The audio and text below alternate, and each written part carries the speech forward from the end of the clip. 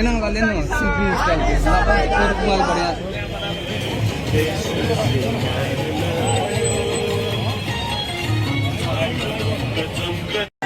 Sir भाव rally संगीत चौक में आइपुगेको छ।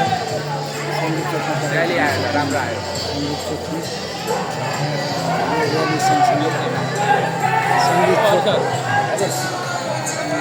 रैली में समझ पड़े क्या? और ये ब्लड पेंटिंग हो रहे हैं। त्यो रैलीको छेउमा ब्लड पेंटिंग हामीले कार्यक्रम शान्ति रैली ब्लड रक्तदान कार्यक्रम पनि भएको छ। रक्तदान कार्यक्रम भएको छ। मसँग राष्ट्रिय स्वतन्त्र पार्टी नगर इन्चार्ज नगर सभापति हुनुहुन्छ। हवस् त नमस्कार। हजुर नमस्कार।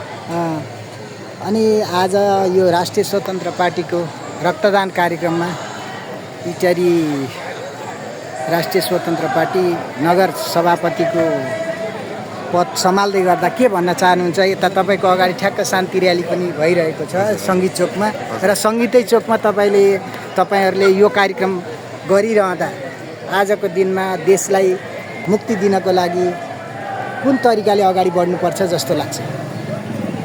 सर्वप्रथम त नमस्कार। हजुर। आज इटारीको सङ्गीत चोकमा राष्ट्रिय स्वतन्त्र पार्टी इटारी उपमहानगर समितिको आयोजनामा रक्तदान कार्यक्रम भइरहेको छ। त्यसकारण मैले सम्पूर्ण साथीहरूलाई हजुर यस कार्यक्रममा सहभागिता जनाएर हजुर रक्तदान गरिदिन मैले अवगत गरेँ। हजुर। यो सद्भाव रैली हजुर वास्तविक रूपमा हाम्रो समाजलाई चाहिएको सद्भाव भनेको यस्तै हो। तपाईँले 200 देख्न सक्नुहुन्छ। हजुर यो सङ्गीत चोकमा भइरहेको सद्भाव र्याली। हजुर, यो सङ्गीत चोकमा भएको सद्भाव रैली वास्तविक रूपमा भन्नुपर्दा हाम्रो समाजले चाहेको वास्तविक सद्भाव तपाईँले देख्न सक्नुहुन्छ। यही सद्भाव रैली भइरहेको छ। हामी आम नागरिक नेपाली नागरिक सबैजना मिलेर बसेका छौँ। विभिन्न जात धर्म संस्कृति भएका दाजुभाइहरू समाजमा मिलेर बसिरहेका छौँ। त्यस कारण यस्तै सद्भावहरू आउने दिन कायम रहोस् र यो जुन दिवानगञ्जको कप्तानगञ्जमा भएको घटना छ त्यसलाई यो सरकारले चाँडोभन्दा चाँडो दोषीलाई कारबाही गरोस् र यो जुन सद्भाव बिग्रिएको छ समाजमा त्यो सद्भाव पनि कायम रहोस् भन्ने अपेक्षा राख्दै यो सरकारमा हामी सरकारले सहकार्य पनि गरिरहेको छ यस विषयमा। हजुर, अब यो सङ्गीत चोकमा हजुरहरूले गर्दै हुनुहुन्छ रक्तदान कार्यक्रम, यसको मुख्य उद्देश्य के रहन्छ? यसको मुख्य उद्देश्य भनेको हाल देशैभरि भएका घटनाक्रमलाई लिएर हजुर रक्तदानको कमी रगतको कमी हुन सक्ने कारण देखेर हजुर हाम्रो तर्फबाट पनि केही सहयोग गरौँ रक्तदानको लागि भनेर हामीले यो कार्यक्रम आयोजना गरेका हौँ र यो सबै दाजुभाइहरूलाई केही सहयोग होस् भनेर हामीले चाहेका हौँ। यस्तो कार्यक्रम हजुरहरूले यहाँ पहिलोपल्ट गर्दै हुनुहुन्छ कि योभन्दा अगाडि पनि गर्नुभएको? योभन्दा पनि अघिल्लोपल्ट हामीले जम्मा 2 पल्ट गर्छौँ। योसँग हाम्रो तेस्रो पल्टको कार्यक्रम हो। हामीले यो कार्यक्रम चाहिँ लगभग 1 वर्षको अन्तरालमा गर्ने गरेका छौँ। कार्यक्रम यसरी भव्य र सभ्य तरिकाले सङ्गीत चोकमै गरिरहनु भएको छ र आगामी दिनमा देशलाई एउटा राम्रो दिशा अगाडि बढाउनको लागि गर्नुभएको जुन इटारी नगर प्रमुख अथवा इटारी राष्ट्रिय स्वतन्त्र पार्टीको हिसाबले अब आउने दिनहरूमा कस्तो तरिकाले चाहिँ अगाडि बढ्दाखेरि शान्ति सुव्यवस्था कायम हुनको साथै देशले पनि राम्रो गति पक्रिन सक्छ भन्ने हजुरलाई लाग्छ? सर्वप्रथम त राजनीतिक कर्मीहरूले नै सुशासन कायम गर्नु पर्यो।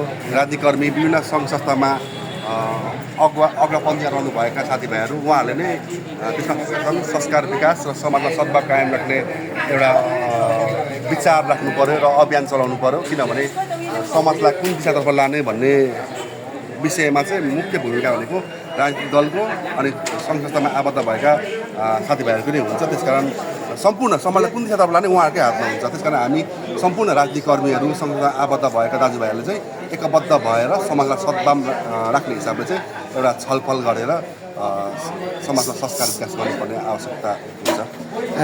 भनेपछि आगामी दिनमा इटारीको विकास र शान्ति सुव्यवस्था सबै मिलेर नै अगाडि बढाउनुपर्छ भन्ने हजुरको चाहना? हजुर, त्यसको लागि चाहिँ राष्ट्रिय स्वतन्त्र पार्टी एकदम तत्पर छ। राष्ट्रिय स्वतन्त्र पार्टीले कहिले पनि जात धर्म संस्कृतिको विषयलाई लिएर राजनीति गर्दैन, किनभने हामी एउटा राजनीतिक संस्कार विकास गर्न पनि आएका हौँ। हामी समाजमा सद्भाव कायम गर्न आएका हौँ। हामीले विकास भन्ने बित्तिकै पूर्वाधारका कुराहरू आउँछन्, पूर्वाधार मात्रै होइनन्, सामाजिक सद्भाव, हामी सबै जात र संस्कृतिलाई एउटै मालामा सुन्दर तरिकाले राख्न सजाउन पनि पर्छ हामीले राजनीति गरिसकेपछि। पहिले भन्न खोज्नु भएको पहिला हामी नेपाली, हजुर, अनि हाम्रो नेपाल, अनि हामी जात धर्म संस्कृति, त्यस पछाडि हामीसँग जोडिन्छ फुलको थुङ्गा जस्तै भन्न चाहनुहुन्छ? हजुर हजुर, एउटा विकास भनेको सामाजिक सद्भाव पनि हो, यो कुरा हामीले कहिले बिर्सिनु हुँदैन। हवस् त, हजुरहरूले 2 शब्द राखिदिनु भएकोमा धेरै धेरै धन्यवाद। आगामी दिन हजुरहरूको शान्तिपूर्ण तरिकाले बितोस् र इटारीवासीहरूलाई यही सन्देश दिनुभएकोमा धेरै धेरै धन्यवाद फेरि पनि हजुरसँग।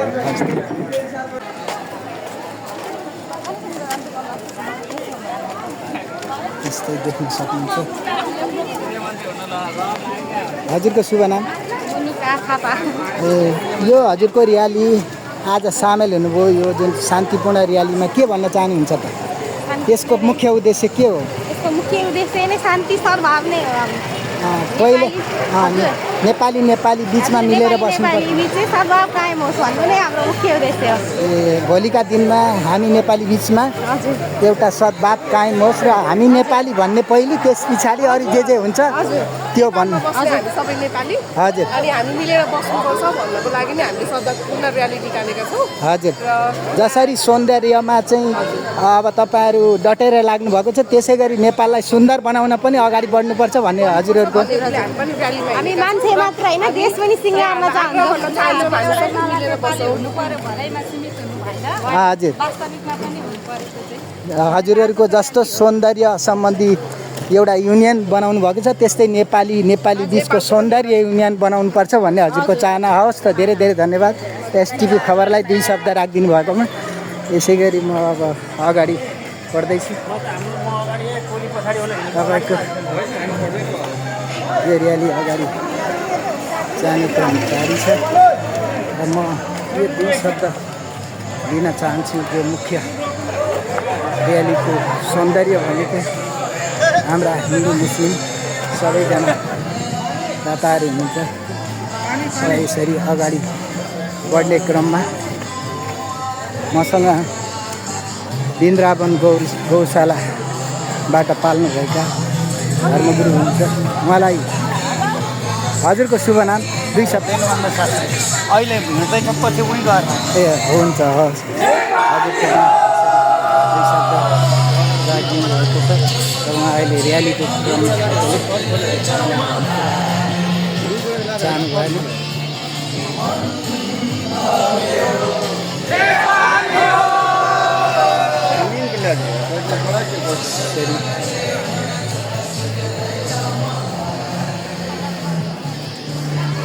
नमस्कार।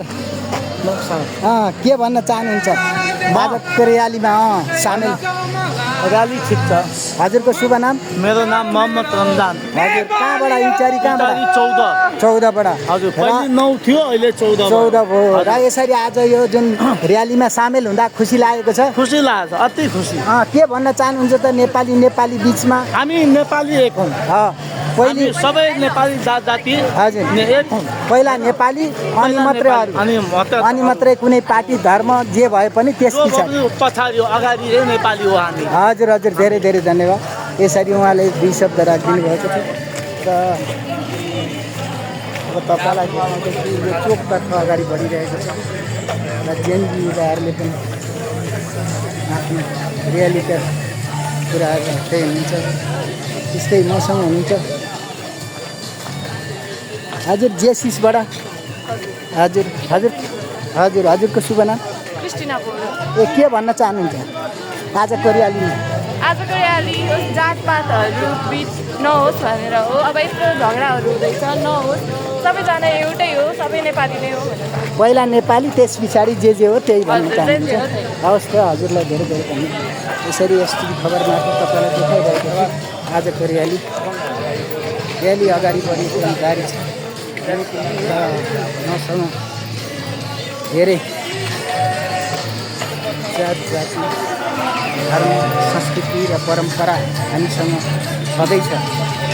त्यसमा पनि हामी नेपाली पहिले, त्यस पछाडि मात्र अरू भन्ने कुरा उनीहरूको शब्दबाट गुन्जिएको छ।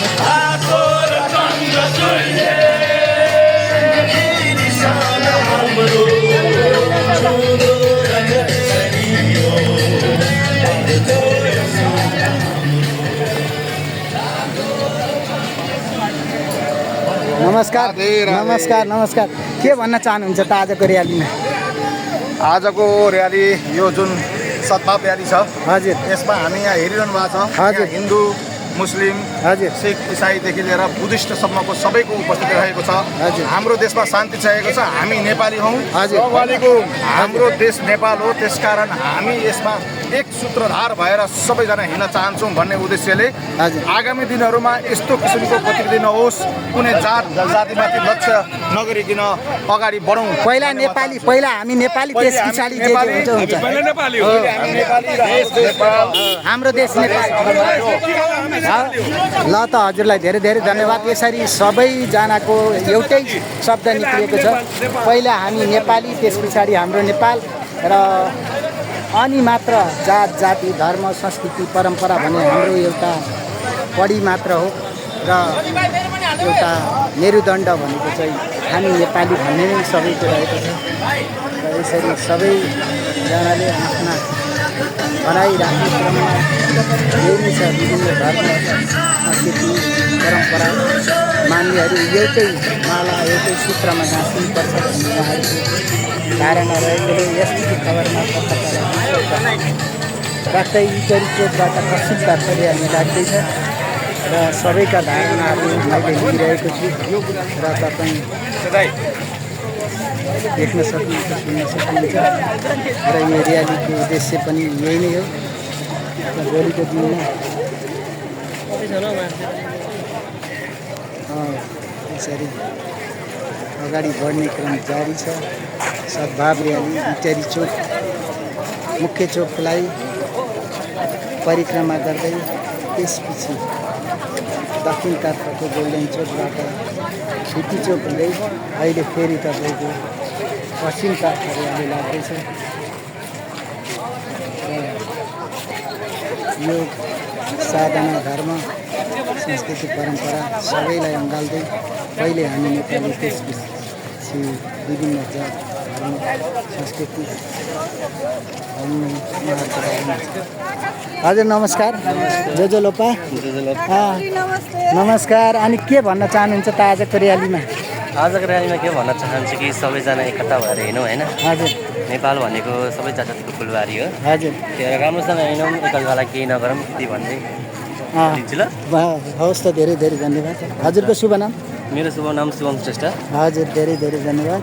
यसरी र्यालीमा सबैजना सामेल हुनुभएको छ र आफ्ना आफ्ना शान्तिपूर्ण तरिकाले आफ्ना भनाइहरू राख्दै हुनुहुन्छ र सबैको एउटै कुरा देखियो, हामी नेपाली पहिले अनि हाम्रो नेपाल, त्यसपछि मात्र जात धर्म संस्कृति परम्पराका हाम्रो मालाका जुन ठुङ्गाहरू हुन् तिनै ठुङ्गा सम्झिनु भनेर भन्नुभएको छ।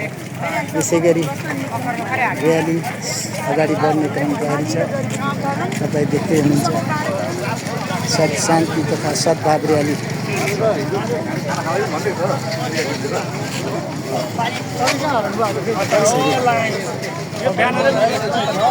र्याली सबै धर्म संस्कृति परम्परा। यहीको शुभ नाम? मेरो नाम जयन्त सन्थालिया। के भन्न चाहनुहुन्छ त आजको र्यालीमा? आजको यो र्याली भनेको सद्भाव र्याली हो। हजुर। सबै धर्म नेपालमा सबैजना मिलेर हिँड्नुपर्छ। पहिला हामी नेपाली, त्यस पछाडि हाम्रो देश नेपाल, अनि जात धर्म संस्कृति परम्परा भनेको हाम्रो फुलको ठुङ्गा। त्यही भन्न चाहनुहुन्छ? एउटै भएर एकजुट भएर हिँड्नुपर्छ। धर्ममा हिंसा त्यस्तो सोचहरू राख्नुपर्छ। हवस् त, धेरै धेरै धन्यवाद। धेरै मैले मनहरूलाई समेटेको छु। अब ओम शान्तिबाट पनि आउनुभएको छ र उहाँहरूको भनाइ पनि लिइहाल्छु। नमस्कार। हजुरको शुभ नाम? ब्रह्मकुमारी शारदा। हजुर के भन्न चाहनुहुन्छ त आजको र्याली के को लागि? आजको र्याली सद्भावको र्याली हो, शान्ति र्याली हो। हामी सबै नेपाली एक हौँ। हजुर हामी पहिले हामी नेपाली त्यस पछाडि अनि जात धर्म संस्कृति धर्म हो। हामी संस्कार संस्कृति पालन गर्नुपर्छ।